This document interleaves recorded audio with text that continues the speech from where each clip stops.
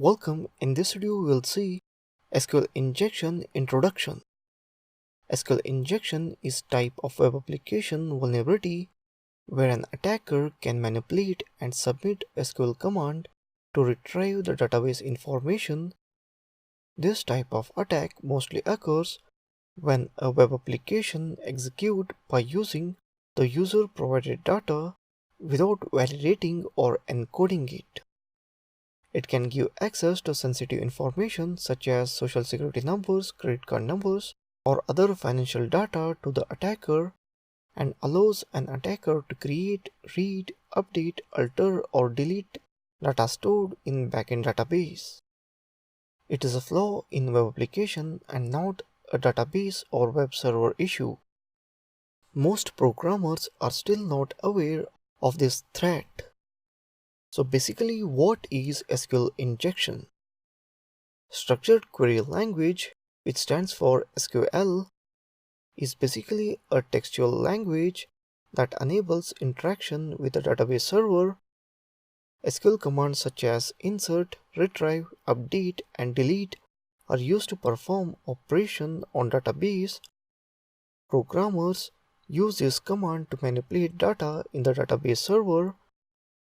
SQL injection is defined as a technique that takes advantage of non-validated input vulnerabilities and inject SQL commands through a web application that are executed in a backend database. Programmers use sequential SQL command with client-supplied parameters, making it easier for attackers to inject commands. Attacker can easily execute random SQL queries on database server through a web application. Attackers use this technique to either gain unauthorized access to a database or to retrieve information directly from the database. SQL injection attack. Based on application and how it processes user-supplied data, SQL injection can be used to perform the following types of attack. First one, authentication bypass. Here the attacker could enter into the network without providing any authentication and could gain the access over the network. He or she gets the highest privilege in the network. Next is information disclosure. After unauthorized entry into the network, the attacker gets access to the sensitive data stored in the database. Third, compromised data integrity. The attacker changes the main content of the website and also enters malicious content into it. Compromised availability of the data. The attacker uses this type of attack to delete the data related to audit information or any other crucial database information.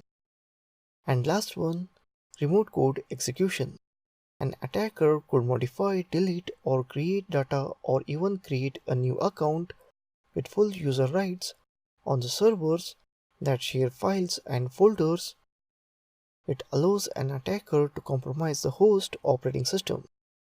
So that's it on SQL Injection Introduction.